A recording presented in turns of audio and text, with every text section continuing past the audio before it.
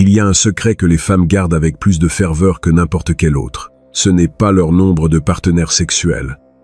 Ce n'est pas leur passé. Ce n'est même pas leurs véritables intentions avec toi. C'est quelque chose de beaucoup plus primitif, beaucoup plus fondamental. C'est la conscience terrifiante de leur propre fragilité existentielle. Et l'homme qui comprend cela, l'homme qui le voit réellement, a entre ses mains un pouvoir si absolu que la plupart n'osent jamais l'utiliser, parce qu'ils ne savent même pas qu'il existe. Regarde autour de toi, regarde comment la société entière s'est réorganisée pour cacher cette vérité. Féminisme, émancipation, indépendance féminine. Tout le cirque moderne existe pour une seule raison: cacher le fait que la femme, dans son noyau le plus profond, sait qu'elle est fondamentalement vulnérable. Et je ne parle pas de vulnérabilité physique, bien que celle-ci existe aussi. Je parle de quelque chose de beaucoup plus profond. Je parle d'une fragilité psychologique, émotionnelle et existentielle, qu'aucune quantité de réussite professionnelle, aucune quantité de validation sur les réseaux sociaux, aucune quantité de déclaration de force ne peut jamais éliminer. Et voici ce pourquoi on va te détester de le comprendre. Cette fragilité n'est pas un défaut. C'est sa conception. C'est sa nature. Et au moment où tu arrêtes de prétendre qu'elle n'existe pas, au moment où tu arrêtes de participer au grand mensonge collectif, tout change. Parce que tu verras, les femmes ne te respectent pas pour valider leur illusion de force. Elles te méprisent pour cela. Ce qu'elles cherchent réellement, ce qu'elles désirent inconsciemment, c'est l'homme qui peut voir à travers le masque et n'a pas peur de ce qu'il trouve dessous. Nicolas Machiavel, ce fils de pute brillant de la Renaissance italienne, a compris quelque chose que les hommes modernes ont complètement oublié. Dans Le Prince, il a écrit qu'il vaut mieux être craint qu'aimé si tu ne peux pas être les deux. Mais ce que Machiavel savait, et ce que tu as besoin de comprendre, c'est que ce n'était pas du cynisme. C'était une observation froide de la nature humaine. Et nulle part cela n'est plus vrai que dans les dynamiques entre hommes et femmes. La femme moderne te dira qu'elle veut l'égalité, qu'elle veut être traitée comme une égale. Mais observe ses actions, pas ses mots. Observe à qui elle livre son corps, son temps, sa dévotion. Ce n'est jamais à l'homme qui la traite comme une égale.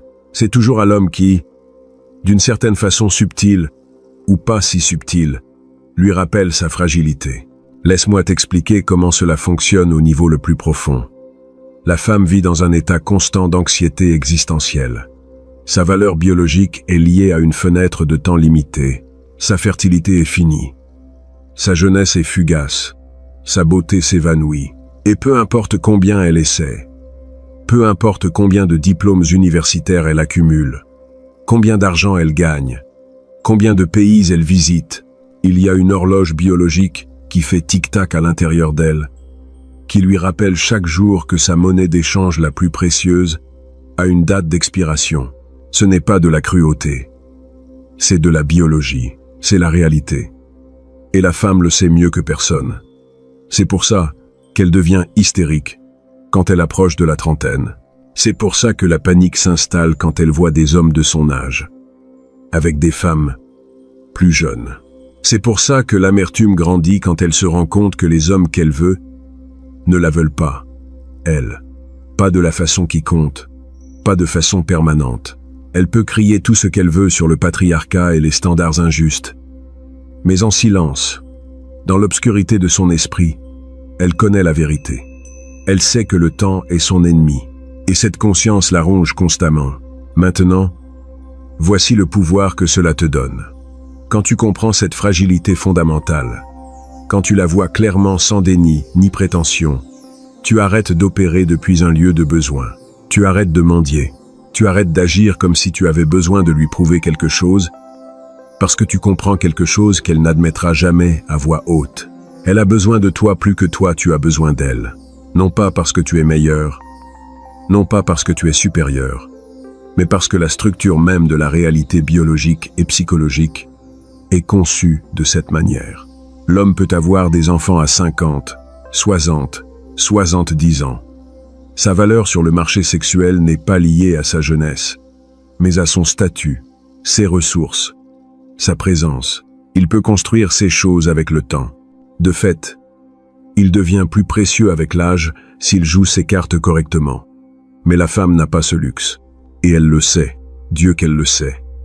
Et cette connaissance la rend fondamentalement plus fragile dans le jeu de l'accouplement. Elle est pressée. Toi non. Elle panique. Toi, tu ne devrais pas. Elle a peur de rester seule. Toi, tu devrais être à l'aise avec la solitude. Mais c'est ici que la plupart des hommes échouent misérablement, au lieu de reconnaître cette réalité et d'opérer depuis elle. Ils font le contraire. Ils deviennent ceux qui mendient. Ils deviennent ceux qui sont pressés. Ils deviennent ceux qui ont peur de rester seuls. Ils inversent complètement la dynamique naturelle. Et quand tu fais ça, quand tu inverses l'ordre naturel des choses, tu perds tout le respect. Tu perds toute l'attraction. Tu deviens un autre homme faible, un autre homme nécessiteux, un autre homme qu'elle peut manipuler, parce que tu as révélé que son approbation signifie plus pour toi que ta propre dignité. Et ici, entre la deuxième leçon de Machiavel, il a averti que les hommes commettent l'erreur de penser que la générosité génère la loyauté. Mais l'histoire prouve le contraire. La générosité sans limite génère le mépris. Quand tu donnes trop, quand tu sacrifies trop, quand tu démontres que tu mettras ses besoins avant les tiens encore et encore, sans réciprocité, tu ne la fais pas t'aimer plus. Tu la fais te respecter moins, parce que dans son esprit primitif, dans cet endroit où les instincts gouvernent encore au-dessus des jolis mots, un homme qui se rabaisse lui-même ne peut pas être un homme de valeur. Un homme de valeur réelle ne mendie pas. Un homme de valeur réelle a des options. Un homme de valeur réelle peut partir. Alors parlons de comment exploiter cette fragilité. Pas dans le sens d'abuser, pas dans le sens de manipuler cruellement, mais dans le sens d'opérer depuis la vérité au lieu de l'illusion. Premièrement, jamais, au grand jamais, sous aucune circonstance, n'agis comme si elle était ta seule option. Même si en ce moment elle l'est, ne le révèle jamais. Maintiens toujours l'ambiguïté. Maintiens toujours la question dans son esprit. Pourrait-il en obtenir une autre? La réponse doit toujours être un oui, implicite. Parce que le moment où elle est sûre que tu n'as pas d'autres options, le moment où elle sait qu'elle est devenue ton unique source de validation féminine, c'est terminé. L'attraction s'évapore. Le respect disparaît. Tu deviens son animal de compagnie, pas son homme. Deuxièmement, ne permets jamais que ta vie tourne autour d'elle. Tes objectifs, tes ambitions, ton but, tout ça doit être plus grand qu'elle. Il doit être évident, clair, indéniable, que tu as une mission qui transcende la relation. Parce que voici le paradoxe que les femmes n'admettront jamais, mais qu'elles démontrent constamment par leurs actions. Elles veulent être importantes pour toi, mais elles ne veulent pas être le plus important. Elles veulent sentir qu'elles ont gagné l'attention d'un homme qui a des choses plus importantes à faire. Parce que si tu n'as rien de plus important à faire que d'être avec elle, si ta vie est si vide qu'elle est le centre de tout, alors quel type d'homme es-tu réellement? Un homme sans but, un homme sans valeur, un homme qu'elle peut contrôler. Troisièmement, et c'est crucial, maintiens toujours un niveau d'imprévisibilité. La femme qui peut te prédire complètement, qui sait exactement comment tu réagiras, ce que tu diras, ce que tu feras, est une femme qui s'ennuiera. Et l'ennui chez une femme est la mort pour l'attraction. Machiavel comprenait que le pouvoir réside dans le fait de maintenir les autres à deviner. Applique ça. Sois chaleureux un jour, distant le suivant. Sois généreux à un moment, réservé à un autre. Pas de façon calculatrice et évidente, mais naturelle, organique. Maintiens l'attention, maintiens la question. Parce que la question est ce qui maintient son esprit tournant autour de toi. Maintenant, c'est ici que ça devient vraiment profond. La fragilité fatale de la femme n'est pas seulement à propos de l'âge et de la fertilité, c'est à propos de l'identité. La femme moderne a été nourrie avec un mensonge massif. On lui a dit qu'elle peut tout avoir. Carrière, famille, liberté sexuelle, sécurité, aventure, tout en même temps sans conséquences, sans compromis. Et quand elle découvre que c'est impossible, quand elle se heurte contre le mur froid et dur de la réalité, quelque chose en elle se brise. Elle panique. Elle devient réactive. Elle devient amère. Et voici ton avantage. Pendant que d'autres hommes essayent de la sauver de cette crise, pendant que d'autres hommes valident ses illusions, et lui disent que oui, tu peux tout avoir, que le problème c'est le monde, pas toi. Toi, tu restes simplement silencieux. Tu observes. Tu laisses la réalité faire le travail pour toi, parce que tu ne peux pas sauver quelqu'un de la vérité. Et la vérité est celle-ci. Les choix ont des conséquences. La femme qui passe sa vingtaine à poursuivre la validation sur Instagram, accumulant des partenaires sexuels occasionnels, priorisant sa carrière sur la construction d'une famille, arrivera à sa trentaine et découvrira quelque chose d'effrayant. Elle découvrira que les hommes de haute valeur qu'elle veut ne la veulent plus, elle. Pas comme épouse, pas comme mère de leurs enfants, peut-être comme amusement temporaire, mais pas comme compagne de vie. Et quand cela arrive, quand la fragilité devient impossible à ignorer, elle cherchera désespérément quelqu'un qui la valide, qui lui dise qu'il n'est pas trop tard, qu'elle a encore de la valeur, qu'elle peut encore obtenir l'homme qu'elle mérite. Et la plupart des hommes, pathétiques dans leur besoin d'être acceptés, lui donneront cette validation. Mais pas toi. Toi, tu comprends quelque chose de plus profond.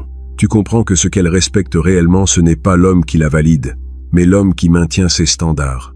L'homme qui peut la regarder dans les yeux et dire, implicitement ou explicitement, « Tu n'es pas ce que je cherche ». Cet homme rare, qui ne se rabaisse pas, qui ne compromet pas sa vision de ce qu'il veut par peur de rester seul, c'est l'homme dont elle se souviendra. C'est l'homme qui l'obsédera, parce que tu lui as rappelé quelque chose qu'elle avait oublié, que sa valeur n'est pas inconditionnelle, qu'elle doit la gagner, que le monde ne lui doit rien.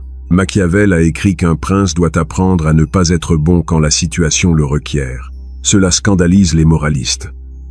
Mais Machiavel ne parlait pas de méchanceté gratuite.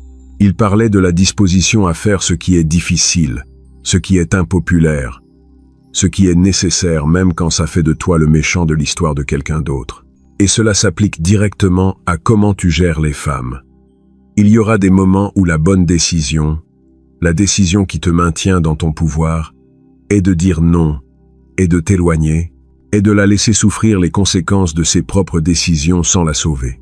Et elle te détestera pour ça. Elle t'appellera égoïste, cruel, insensible. Mais sous la haine, sous les accusations, il y aura du respect. Parce qu'elle a enfin trouvé un homme qui ne plie pas, un homme qui ne trahit pas ses propres standards pour le privilège de sa compagnie, un homme qui comprend que son plus grand pouvoir n'est pas dans ce que tu donnes, mais dans ce que tu es prêt à lui refuser. Maintenant, parlons de quelque chose que personne ne mentionne. La fragilité de la femme se manifeste plus puissamment dans sa relation avec d'autres femmes. Observe comment elles interagissent. Observe la compétition constante, les jeux sociaux subtils, les coups de poignard dans le dos déguisés en préoccupation. Une femme peut dire qu'elle soutient d'autres femmes, mais observe-les quand l'une d'entre elles a du succès, quand l'une trouve un homme de haute valeur, quand l'une a l'air mieux que les autres. Le masque tombe, le venin sort, parce qu'au fond, chaque femme sait qu'elle est en compétition avec chaque autre femme. Et cette compétition est féroce, brutale, implacable. Et voici le secret que tu peux utiliser. Ne t'implique jamais dans ces drames avec d'autres femmes. Ne prends jamais parti. Ne participe jamais au commérage. Maintiens-toi au-dessus de ça. Parce que quand tu fais ça, quand tu démontres que ce niveau d'interaction est en dessous de toi, tu élèves ta valeur. Tu deviens le refuge, l'espace libre de la toxicité féminine. Et c'est incroyablement attirant pour elle. Non pas parce que son drame t'importe, mais parce que tu as démontré qu'il ne t'affecte pas, que ton monde est plus grand que ces petites guerres sociales. Voici une autre couche. La fragilité de la femme s'intensifie exponentiellement en présence d'autres femmes plus jeunes et plus attirantes. Emmène-la dans un endroit où il y a des femmes de 20 ans ayant l'air incroyable et observe comment change son comportement. Observe l'insécurité qui émerge. Observe comment elle cherche ta validation plus désespérément. Observe comment elle devient plus sexuelle, plus complaisante, plus insécure. Et voici ton pouvoir. Ne lui donne pas cette validation immédiatement. Laisse-la sentir la compétition. Laisse-la sentir l'insécurité. Ne sois pas cruel.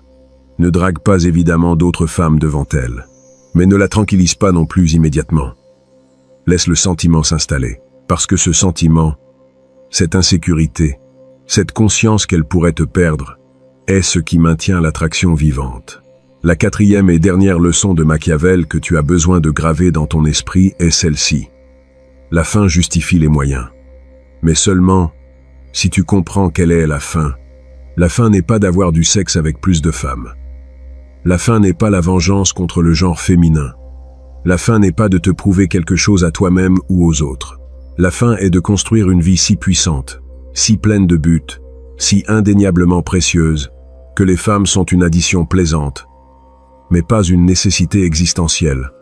C'est ça la vraie fin. Et tous les moyens, toutes les stratégies, toutes les tactiques que tu utilises doivent servir cette fin, pas l'inverse. Parce que voici la vérité finale que la plupart des hommes ne comprennent jamais. La fragilité de la femme n'a de pouvoir sur toi que si toi aussi, tu es fragile. Si ton sens de valeur dépend de son approbation, si ton bonheur est lié à sa présence, si ton identité est construite autour du fait d'être son homme. Mais si tu as fait le travail brutal de te construire toi-même, d'affronter ta propre ombre, de développer un but qui transcende la validation féminine, alors sa fragilité devient simplement de l'information. Une information que tu peux utiliser avec compassion, mais sans sentimentalisme, avec compréhension, mais sans faiblesse. La femme veut croire qu'elle est forte, indépendante, qu'elle n'a pas besoin de toi. Laisse-la croire ça. Laisse-la le proclamer sur les réseaux sociaux. Laisse-la le répéter comme un mantra. Parce que pendant qu'elle dépense de l'énergie à se convaincre elle-même de quelque chose qui n'est pas vrai, toi tu construis simplement. Tu construis ta valeur. Tu construis ta vie.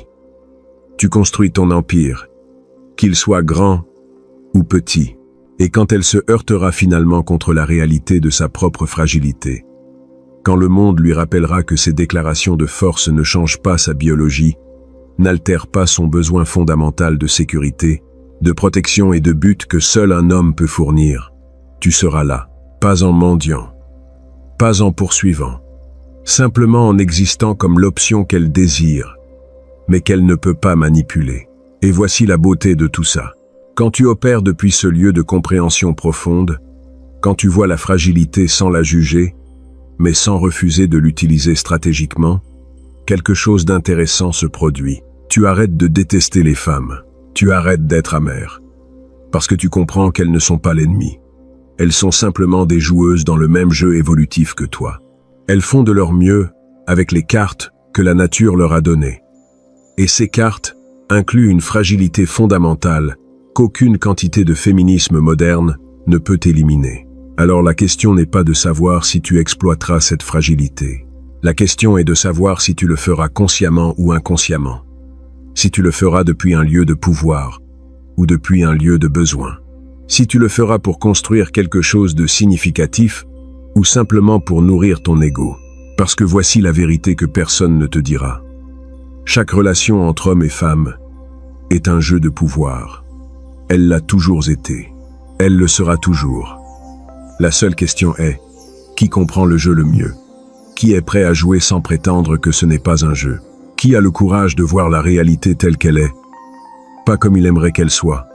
La femme qui croise ton chemin, celle qui capte ton attention, celle qui éveille quelque chose en toi, elle aussi joue, elle aussi calcule, elle aussi mesure ta valeur, évalue tes options, détermine ce qu'elle peut obtenir de toi. Non pas parce qu'elle est méchante, mais parce que c'est ce que l'évolution l'a programmée à faire. Et si tu entres dans ce jeu sans comprendre les règles, sans comprendre la fragilité fondamentale qui pousse chacune de ces décisions, tu as déjà perdu. Mais maintenant tu le sais. Maintenant tu comprends. La fragilité n'est pas une faiblesse que tu dois attaquer. C'est une réalité que tu dois reconnaître et naviguer avec intelligence. C'est la structure sur laquelle tu peux construire des relations où toi tu maintiens le pouvoir, où toi tu établis les termes, où toi tu es le prix, pas le poursuivant. Et quand tu atteins cet endroit, Quand finalement tu comprends que sa fragilité signifie qu'elle a besoin de ta force, plus que toi tu as besoin de son approbation, tout change. Tu passes de l'homme qui attend d'être choisi à l'homme qui choisit. Tu passes de l'homme qui craint de la perdre à l'homme qui est à l'aise de partir. Tu passes de l'homme qui mendie de l'attention à l'homme dont l'attention est le prix. Et ce changement, cette inversion fondamentale de la dynamique, est ce qui sépare les hommes qui passent leur vie à poursuivre des miettes de validation féminine, des hommes qui construisent des vies si puissantes que les femmes sont en compétition pour y être. Alors si tu es arrivé jusqu'ici, si ces mots ont résonné en quelque chose de profond à l'intérieur de toi, si tu as senti cette reconnaissance inconfortable de vérité que tu savais, mais ne pouvais pas articuler, alors c'est à ton tour d'agir. Ne laisse pas ceci être juste une autre vidéo que tu consommes et oublies. Appuie sur j'aime, maintenant même. Partage ceci avec un autre homme qui a besoin de se réveiller. Abonne-toi, parce que ce n'est que le début. Nous sommes en train de construire quelque chose de plus grand ici. Nous sommes en train de réveiller une génération d'hommes qui ont refusé de vivre à genoux. Ta participation n'est pas seulement un soutien pour nous. C'est un vote pour ta propre transformation.